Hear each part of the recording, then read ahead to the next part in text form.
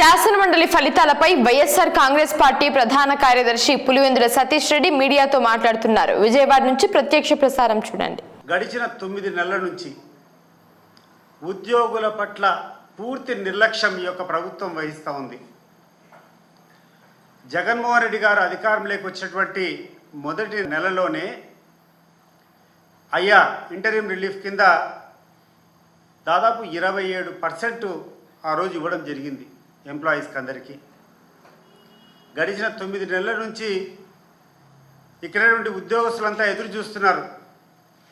ఈయన ఐఆర్ ప్రకటిస్తారేమో, మా యొక్క వ్యయప్రయాసాలు ఎక్కువైపోయినాయి, ఇవన్నీ ఇస్తారని చెప్పి ఎదురు చూస్తుంటే ఇంతవరకు దానికి పట్టించుకునేటువంటి నాదుడే లేడు. టీఆర్సీ చైర్మన్ను మన్మోహన్ సింగ్ గారిని రిజైన్ చేయమని చెప్పారు. ఆయన రాజీనామా చేశాడు. ఆయన రాజీనామా చేసి కూడా దాదాపు 7 నెలలు అవుతా ఉంది. ఇంతవరకు పీఆర్సీ చైర్మన్ కూడా నియమించకుండా, పీఆర్సీ కమిటీని ఇంతవరకు నియమించకుండా పోవడం వల్ల ఈ యొక్క ఎంప్లాయీస్ సెక్షన్కు ఎంత నిర్లక్ష్యానికి గురవుతుందో ఈరోజు ప్రతి ఒక్కరు కూడా అర్థం చేసుకోవాలి.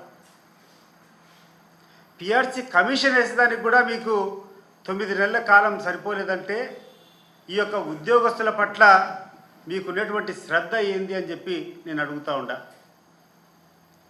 గడిచిన 9 నెలల నుంచి ఉద్యోగాలు పడుతున్నటువంటి బాధలు దాదాపు 26,000 కోట్లు వాళ్ళ ద్వారా పొదుపు చేసేటువంటి సొమ్ములు. వాళ్ళు పిఎఫ్ మీద లోన్ పెట్టుకోవాలంటే లేదు, వాళ్ళ ప్రావిడెంట్ ఫండ్ మీద ఏదైనా తీసుకోవాలి, హెల్త్ లోన్ తీసుకోవాలంటే లేదు, ఏపీజీఎల్ఐ ఆ ఇన్సూరెన్స్ ద్వారా వచ్చేటువంటి డబ్బులు లేవు. తీవ్రమైనటువంటి ఇబ్బందులు ఈరోజు ఈ యొక్క ఎంప్లాయీస్ పడుతూ ఉన్నారు. ఈ ప్రభుత్వాన్ని కోరుతూ ఉన్నాను నేను, ఉత్తరాంధ్రలో జరిగినటువంటి ఈ యొక్క ఎన్నిక మీకు కనువిప్పు కావాలా. మీరు సామాన్య ప్రజలను ఎట్లా మోసం చేశారో అదే రకంగా ఉద్యోగస్తులు మోసం చేశారు. ఈరోజు వాళ్ళ యొక్క కోపం ఈ యొక్క ఎన్నికల రూపంలో బయటపడిపోయింది. ఈ ఆంధ్ర రాష్ట్రానికి కావాల్సినటువంటి అంబేద్కర్ ఓపెన్ యూనివర్సిటీ అని చెప్పి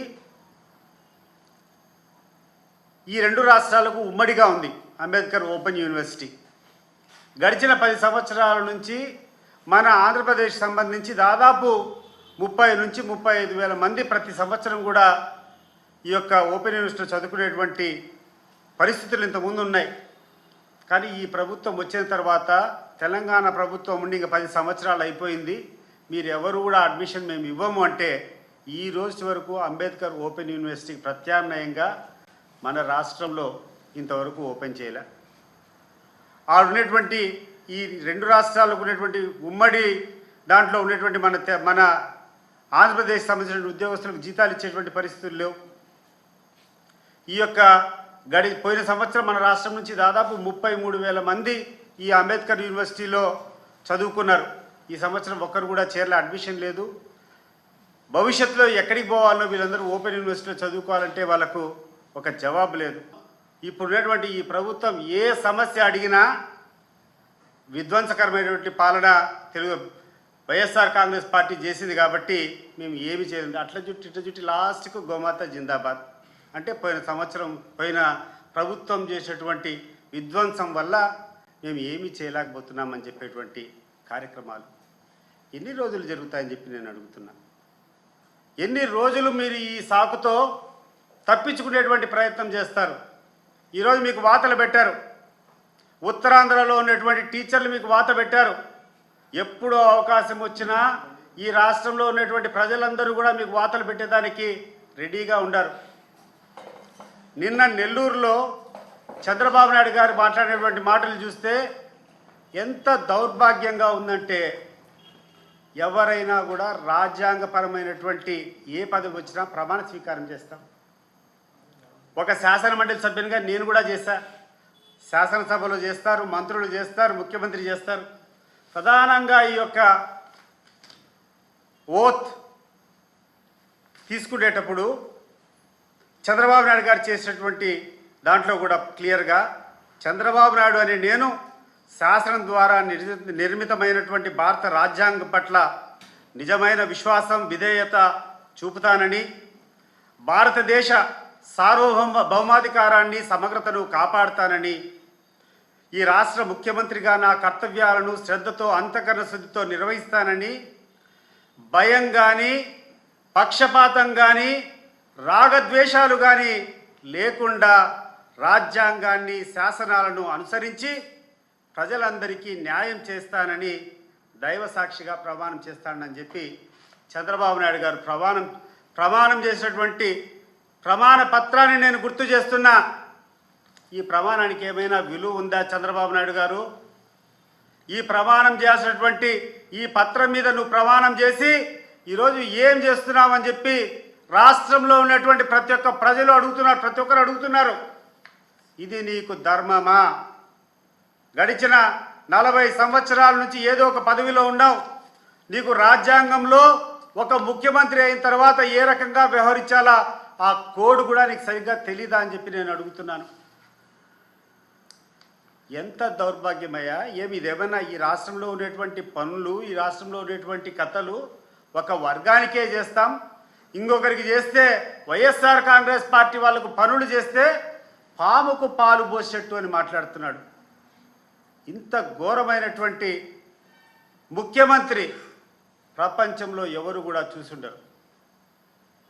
నేను ఒకటే అడుగుతున్నాను చంద్రబాబు నాయుడు గారిని. చంద్రబాబు నాయుడు గారు, మీరు ఈ యొక్క రాజ్యాంగాన్ని చదివారా? ది కాన్స్టిట్యూషన్ ఆఫ్ ఇండియా చదివారా? దీంట్లో క్లియర్గా ఈ యొక్క article 14, article 15, article 21 of the constitution స్పష్టంగా ఇక్కడ the constitution guarantees the right of equality before the law which prohibits discrimination on grounds of religion, race, caste, sex or place of birth. If a chief minister's statement indicates exclusions based on such factors, it is seen as a violation of Article 14. ఈ యొక్క article 14 of the కాన్స్టిట్యూషన్ను మీరు violate చేశారు. Article 15, this article prohibits on grounds of religion, race and caste or place of birth if the statement indicates denial of welfare on any of these grounds, it is a violation under this provision. Article 21. So ఈ రకంగా రాజ్యాంగంలో ఉన్నటువంటి article 14, article 15, article 21 నువ్వు violate చేశావు. ఈరోజు ఏ sections అయితే పోసాని మురళీకృష్ణ మీద పెట్టావో, ఈ యొక్క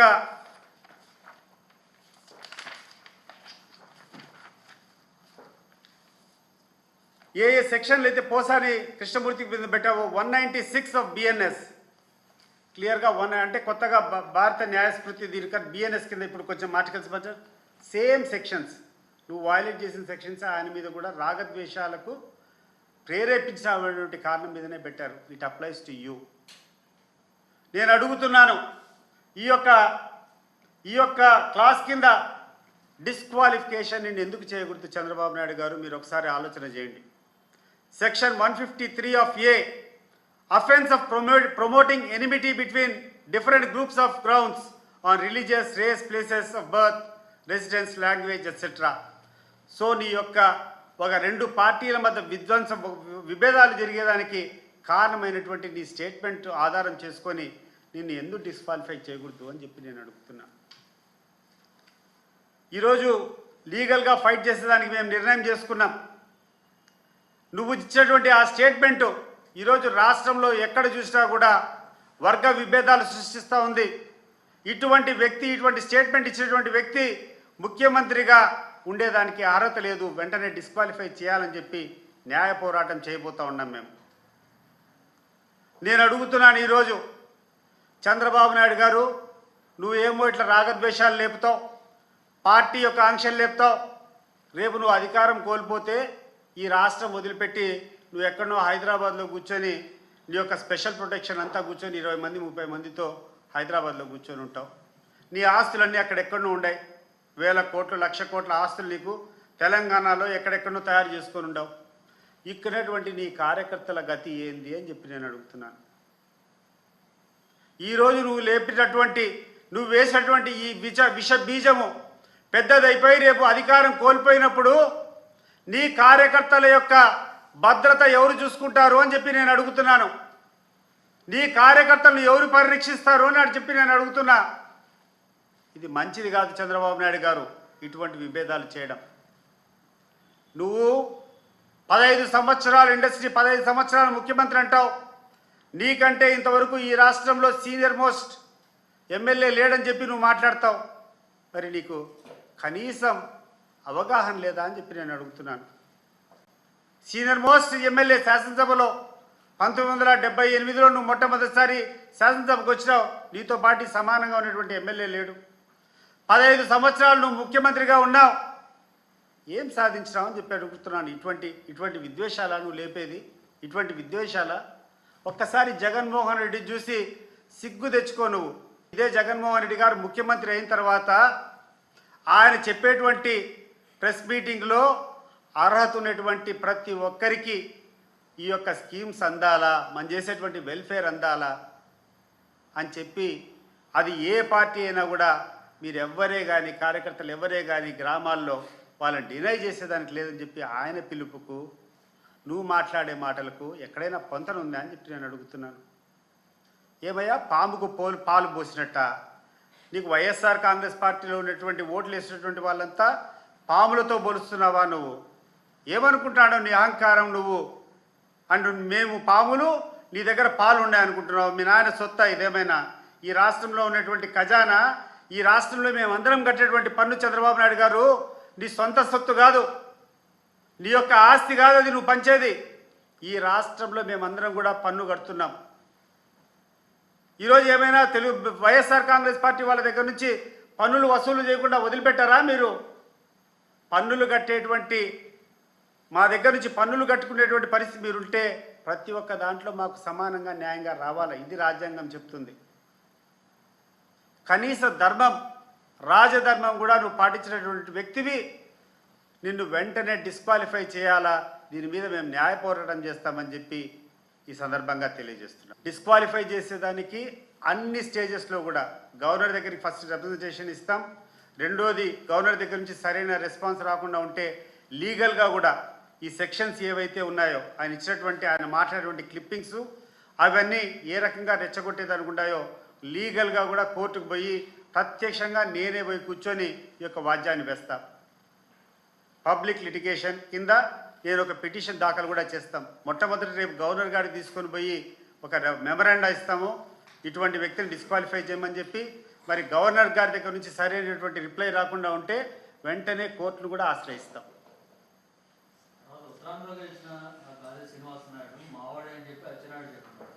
అది ఏమైనా చెప్పని, మరి ఒకసారి మీరందరూ కూడా ఈరోజు పేపర్లో ఉన్నటువంటి గాది శ్రీనివాసన్ అడుగుకోండి, వాళ్ళు ఎవరికి మద్దతు ఇచ్చారో చెప్తాడు. ఈయన చెప్పుకోవడం కాదు కదా, గెలిచోడంతా నేనే నా మహిమ అని చెప్పేట్టుకునేటువంటి అలవాటు తెలుగుదేశం వాళ్ళకు ఉంది, చంద్రబాబు నాయుడుకు ఉంది. అది పక్కన పెట్టండి. గెలిచినటువంటి వ్యక్తిని అడగండి, ఆయన మీద పోటీ చేసినటువంటి వ్యక్తి ఎవరి మద్దతుతో చేస్తారో అడిగితే చెప్తాడు. క్లియర్గా తెలుగుదేశం పార్టీ వాళ్ళ యొక్క క్యాండిడేట్ పెట్టారు, వాళ్ళ క్యాండిడేట్ ఓడిపోయారు. వాళ్ళకు ప్రత్యర్థిగా ఉన్నటువంటి గాదే శ్రీనివాస్ నాయుడు ఈరోజు గెలిచాడు తెలుగుదేశం పార్టీ క్యాండిడేట్కు వ్యతిరేకంగా. ఇది ఒక స్పష్టమైనటువంటి మ్యాండేట్. అంటే ఇది ప్రభుత్వ ఉద్యోగస్తులు, కేవలం టీచర్లు వేసేటువంటి ఓట్లు. ఏ సెక్షన్ అయితే పూర్తిగా ఈ యొక్క కూటమి ప్రభుత్వానికి, వాళ్ళ విజయానికి దాసోహం చేసిందో ఆ యొక్క సెక్షనే ఈరోజు వ్యతిరేకం అయిపోయింది అని చెప్పడానికి ఇది ఒక నిదర్శనం అంతే.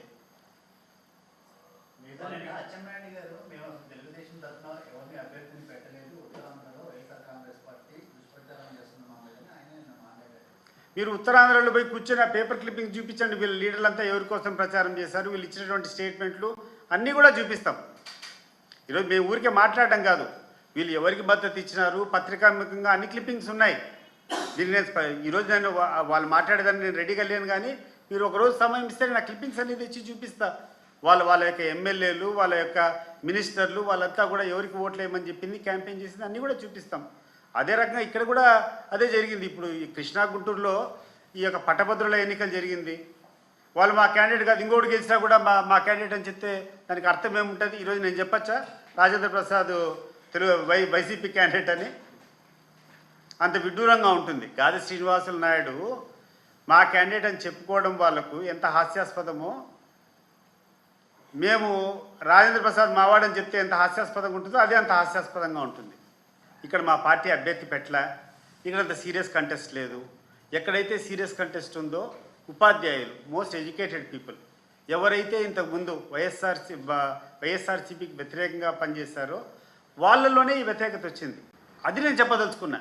ఇదేదో వైఎస్ఆర్సీపీ విజయం సాధించని చెప్పడంలా, కానీ ఈ యొక్క కూటమి ప్రభుత్వానికి వ్యతిరేకత మొదలైంది. మీకు పూర్తిగా సానుకూలంగా ఉన్నటువంటి వర్గాల్లోనే ఈరోజు మిమ్మల్ని ఓడగొట్టారు. ఇదిగోండి రామ్మోహన్ నాయుడు. ఉపాధ్యాయ అధ్యాపక ఆచార్యులందరికీ కూడా నా నమస్కారాలు. ఉత్తరాంధ్ర టీచర్స్ ఎమ్మెల్సీ ఎన్నిక ఈ నెల 27న జరుగుతుంది. ఈ ఎన్నికల్లో తెలుగుదేశం జనసేన బలపరిచిన ఏపీటీఎఫ్ అభ్యర్థి శ్రీ పాకలపాటి రఘువర్మ గారు నిరాడంబరులు, నిజాయితీపరులు మరియు ఉపాధ్యాయులు సంక్షేమమే ధ్యేయంగా నిరంతరం సేవలు అందిస్తున్నటువంటి వ్యక్తి. అటువంటి వ్యక్తి మళ్ళీ ఎమ్మెల్సీగా పోటీ చేస్తున్నారు. ఆనాటి అరాచక ప్రభుత్వానికి వ్యతిరేకంగా ఉద్యోగుల పక్షాన గలం వినిపించి, అలానే ఆనాటి నిరంకుశ పాలనకు కూడా ప్రజాస్వామ్య పద్ధతిలో అడ్డుకట్టు వేయాలని ఆలోచించి 2023 మార్చిలో జరిగిన ఉత్తరాంధ్ర ఎమ్మెల్సీ ఎన్నికల్లో అప్పుడు మా అభ్యర్థి డాక్టర్ వేపాడ చిరంజీవి గారికి ఏపీటీఎఫ్ సంఘం వ్యక్తిగతంగా రఘువర్మ గారు సంపూర్ణ మద్దతు ఇచ్చి మా విజయంలో ఆనాడు భాగస్వాములయ్యారు. ఉత్తమ వ్యక్తిని చట్టసభకు పంపిస్తే మన ఓటుకి కూడా సార్థకత ఉంటుంది. ప్రభుత్వం బలపరిచిన రఘువర్మ గారికి ఓటేసి గెలిపిస్తే ఆయన నేరుగా ప్రభుత్వ పెద్దలను కలిసి సమస్యలు పరిష్కరించడానికి ఆయన కూడా కృషి చేయగలరు. ప్రజాస్వామ్య ప్రభుత్వం మనది. ఖచ్చితంగా మీ సమస్యలు పరిష్కరించడానికి రఘువర్మ గారు, కేంద్ర మంత్రి, అందరం కలిసి కృషి చేస్తాం. మెంబర్ ఆఫ్ పార్లమెంట్, ఆ ప్రాంతంలో ఉన్నటువంటి మెంబర్ ఆఫ్ పార్లమెంట్ ఇచ్చింది. ఎట్లా మాట్లాడతారు వాళ్ళు? అందువల్ల ఈ నెల 27న జరగబోయే ఎమ్మెల్సీ ఎన్నికల్లో రఘువర్మ గారికి ఏంటండి అంటే వీళ్ళకి అదొక అలవాటు. ఈ తెలుగుదేశం పార్టీ వాళ్లకు అదొక అలవాటు అయిపోయింది. చంద్రబాబు నాయుడు గారు ఎంత దారుణమైనటువంటి వ్యక్తి అంటే,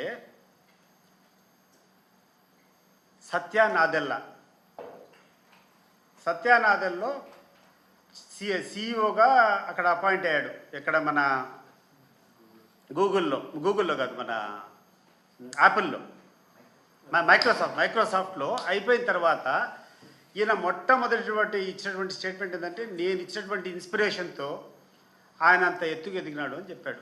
సత్యానాథన్లా చంద్రబాబు నాయుడు ఇచ్చినటువంటి ఇన్స్పిరేషన్తోనే ఆయన అంత గొప్ప వ్యక్తి అయినాడు, నేనే నా యొక్క ప్రోడక్ట్ అని చెప్పాడు. కానీ విచారించదగ్గ విషయం ఏంటంటే, చంద్రబాబు నాయుడు ముఖ్యమంత్రి కాకముందే ఆయన గ్రాడ్యుయేషన్ అయిపోయి ఆయన అమెరికాలో పోయి స్థిరపడినాడు. అమెరికాలో ఉద్యోగం చేస్తున్నాడు అప్పటికే. అది ఆయన అలవాటు. అది ఆయనకునేటువంటి గొప్పతనం ఏంటంటే, గొప్పంతా నాది, దిబ్బంతా వేరే వాళ్ళది. ఎక్కడ ఏమైనా జరగని చంద్రబాబు నాయుడుకు ఉన్నటువంటి స్కిల్ ఏంటంటే, అందరికంటే కొంచెం ముందు ఇన్ఫర్మేషన్ తెచ్చుకుంటాడు. ఆ ఇన్ఫర్మేషన్ను కొంచెం స్టడీ చేస్తాడు. చేసిన తర్వాత ఆ జరిగినటువంటి డెవలప్మెంట్ అంతా నా ద్వారానే జరిగిందని చెప్పేటువంటి సంస్కృతి అయింది. ఈరోజు నేను అడుగుతున్నాను, ఈరోజు చంద్రబాబు నాయుడు మాట్లాడితే విధ్వంసం అంటావు. దేనికి విధ్వంసం? ఎక్కడ విధ్వంసం అయింది?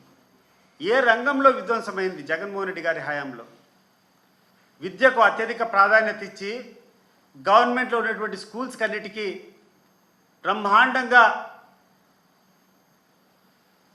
అన్ని వసతులు సంకల్పించి ఇంగ్లీష్ మీడియం చెప్పినటువంటి చేయడం వల్ల విధ్వంసమా? రాష్ట్రంలో ఇబ్బంది పడుతున్నటువంటి ప్రతి ఒక్క రోగికి ఉచితంగా హాస్పిటల్ పోతానే డైరెక్ట్గా ఏమి చూడకుండా వైద్యం చేసేటువంటి పరిస్థితి తేవడం విధ్వంసమా? ఈ రాష్ట్రంలో ఉన్నటువంటి పేద ప్రజలకు డైరెక్ట్గా బెనిఫిట్ ట్రాన్స్ఫర్ అని చెప్పి వాళ్ళ ఇండ్లకే ప్రతి సంవత్సరం 50,000 నుంచి 1,00,000 రూపాయల వరకు వాళ్ళ ఇండ్లకే వాళ్ళకు డబ్బులు చేర్చడము విధ్వంసమా అని చెప్పి అడుగుతున్నాను. అది కాదు విధ్వంసం. నువ్వు చేస్తున్నది విధ్వంసం. నువ్వు రెచ్చగొట్టేది విధ్వంసం. నీ యొక్క పార్టీ వాళ్ళు చేసేది విధ్వంసం. ఈరోజు నువ్వు మాట్లాడేటువంటి స్పీచ్ హేట్ స్పీచ్, అది విధ్వంసం. అది గుర్తుపెట్టుకోవాలి చంద్రబాబు నాయుడు గారు. విధ్వంసం చేసేది నువ్వు అరాచకాలు చేసి నీకున్నటువంటి ఎల్లో మీడియా ద్వారా అవతల వ్యక్తి మీద బురద జల్లడం నీకున్నటువంటి వెన్నతో పెట్టేటువంటి విద్య నీకు. నువ్వు చేసే పనికిరాని పనులన్నిటికీ ముందు అవతల వాడిని వాళ్ళ మీద బురద జల్లి వాళ్ళని కడుక్కోమని చెప్పడం, ఆ అవతల వాళ్ళు కడుక్కుంటే లోపల నువ్వు కావాల్సినటువంటి పనులన్నీ చేసుకుంటూ పోవడం. రాష్ట్రంలో ఉన్నటువంటి ప్రజలందరికీ కూడా ఈ యొక్క డైవర్ట్ చేయడం కోసం ఆయన చేసినటువంటి ఎత్తుగడ ఇది. ఈరోజు చూడండి, ప్రతి ఒక్క రోజు ఈనాడు పేపర్లో కానీ, ఆంధ్రజ్యోతి పేపర్లో కానీ, ఈ TV5 ఛానల్లో కానీ, ABN ఛానల్లో కానీ, HM టీవీ కానీ, ఈ యొక్క ఎల్లో జర్నలిజం ఎంత ఘోరంగా ఉంటుందంటే, ఈ రోజుకి కూడా బాధ్యతగా ఇది మేము చేస్తాము, ఈ ప్రభుత్వం ఇది చేస్తూ ఉంది అని చెప్పేదానికంటే, ఈ రోజుకి కూడా ఒక సంవత్సరం కింద ఉన్నటువంటి ప్రభుత్వం మీద అలిగేషన్స్ చేయడము, ప్రతిరోజు కూర్చోవడం, వాళ్ళు మాట్లాడడం. అసలు నాకు అర్థమే కాలే ఈ పోసాని మురళీకృష్ణ హేట్ స్పీచ్ జరిగి ఎన్ని రోజులు అయిపోయింది? సంవత్సరం అయింది. ప్రధానంగా మీరు పెట్టేటువంటి క్లాస్ ఏమని పెట్టారు? మత విద్వేషాలు, కుల విద్వేషాలు జరిగేదానికి అవకాశం ఉందనేటువంటి సెక్షన్ మీద పెట్టారు. మరి జరిగాయి? ఎక్కడైనా పోసాని మురళీకృష్ణ పెట్టేటువంటి పోస్టింగ్ వల్ల ఆయన మాట్లాడి దాదాపు సంవత్సరం అయింది. ఈ సంవత్సరంలో ఎటువంటి గలాటలన్నా జరిగాయా? ఎటువంటి కొట్లాటలైనా జరిగినాయా రెండు వర్గాల మీద? నువ్వు పెట్టేటువంటి సెక్షన్ అదే కదా. మరి ఈరోజు తీసుకుని ఒక సంవత్సరం కింద మాట్లాడేటువంటి మాటలు తీసుకొని ఈరోజు కేసు పెట్టావే, మరి ఈరోజు నువ్వు మాట్లాడేటువంటి మాటల మీద ఎందుకు కేసు పెట్టకూడదు నేను అడుగుతున్నా. ఆయనేమో జైల్లో ఉండాలా, నువ్వేమో రాజ్యాన్ని వెళ్ళాలా? ఇదెక్కడ న్యాయము? నువ్వు చేసింది హెడ్ స్పీచే, ఆయన చేసింది హెడ్ స్పీచే. Both attract the same class. రెండు సేమ్ కాన్స్టిట్యూషన్లో ఉన్నటువంటి సెక్షన్ ప్రకారం రెండు ఒకటే. ఏ రోజైతే నీ ప్రమాణానికి వ్యతిరేకంగా నువ్వే చేశావో, ఏదైతే ప్రమాణం నువ్వు చేశావో దానికి వ్యతిరేకంగా నువ్వు చేశావో, you are eligible for disqualification. రేపే కూర్చొని వైఎస్ఆర్ కాంగ్రెస్ పార్టీ తరఫున గవర్నర్ గారికి ఒక లేఖ ఇవ్వడం జరుగుతుంది. ఈ రకమైనటువంటి ప్రజలను రెచ్చగొట్టేటువంటి కార్యక్రమాలు చేస్తున్నాడు, విద్వేషాలు రేకెత్తిస్తున్నాడు, తెలుగు డిస్క్రిమినేషన్ చేస్తూ ఉన్నాడు, దయచేసి ఈ యొక్క ముఖ్యమంత్రిని డిస్క్వాలిఫై చేయండి అని చెప్పి గవర్నర్ గారికి రిప్రజెంటేషన్ ఇవ్వడం జరుగుతుంది. అక్కడ న్యాయం జరగకుండా ఉంటే న్యాయస్థానంలో కూడా ఈ యొక్క క్లాసెస్ ప్రకారం కోర్టు కూడా పోవడం జరుగుతుందని చెప్పి తెలియజేస్తుంది.